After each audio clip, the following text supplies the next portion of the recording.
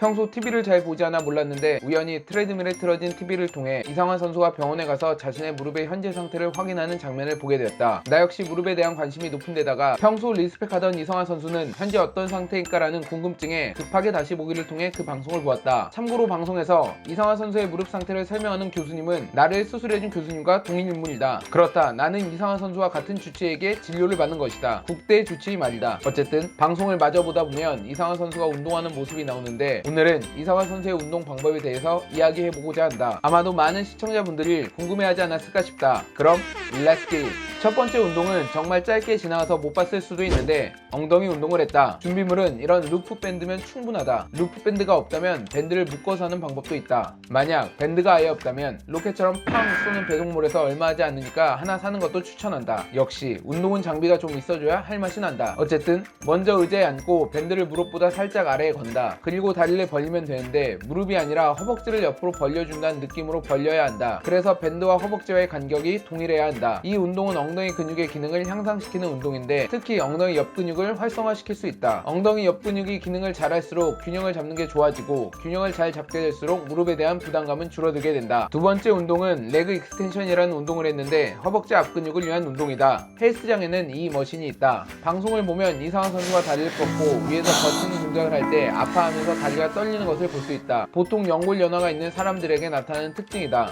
연골연화증이 있는 분들은 대부분 컴프레션 테스트를 하게 되면 포지티브 사인이 나오게 된다. 적당한 통증 선에서는 운동을 해도 무방하지만 정확한 진단을 위해선 전문가를 찾아가는 것을 추천한다. 어쨌든 이 운동을 할 때 중요한 포인트는 천천히 내려오는 것이다. 방송을 보면 트레이너 분께서도 천천히 내리라고 강조했던 것을 기억하면 된다. 할 수 있는 만큼을 한 세트로 3에서 5세트 정도 통증이 없는 수준에서 하는 게 좋다. 다음은 스쿼트다. 이상화 선수의 자세를 보면 무릎 앞쪽 통증이 있어서인지 엉덩이를 뒤로 뺀 힙힌지 자세를 많이 만드는 것을 볼 수 있는데 통증이 없다면 굳이 저렇게 하지 않아도 된다. 이 영상을 보는 분들은 백 스쿼트는커녕 제대로 된 스쿼트조차 하기 힘든 분들도 있을 걸 알기에 가장 쉬운 박스 스쿼트부터 알려주려고 한다. 물론 이보다 더 쉬운 월 스쿼트는 이 영상을 참고하면 된다. 의자에 앉아 체중심을 발바닥으로 옮기고 난 다음 일어서면 끝. 다시 앉을 때는 천천히 감속하면서 의자에 치즈케이크가 있는데 망가지지 않을 정도로 톡 친다는 느낌으로 앉고 다시 일어서면 된다. 이 방법이 월 스쿼트 다음으로 제일 쉬운 스쿼트 방법이다. 네 번째는 슬라이드 보드 위에서 한 운동이다. 이상화 선수의 경우 재활과 스케이팅이라는 운동의 특수성 때문에 한 운동이라 전문 장비가 필요하지만 일반인들이 했을 때도 효과가 좋은 운동으로 바꿔서 진행할 수도 있다. 저 운동은 하체 근력 강화에 굉장히 많은 도움을 줄 수 있는데 다시 말하자면 즉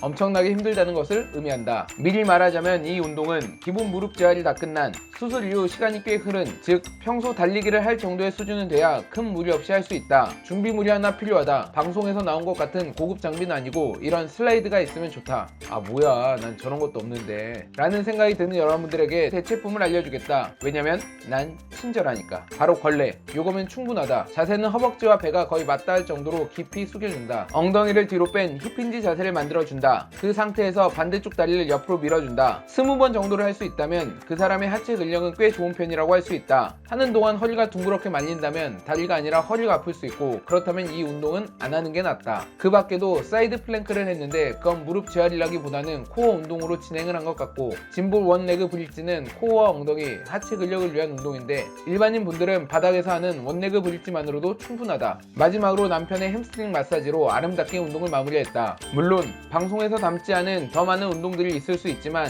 이상화 선수가 방송에서 보여준 운동들은 여기까지이다. 그러므로 오늘 영상 끝!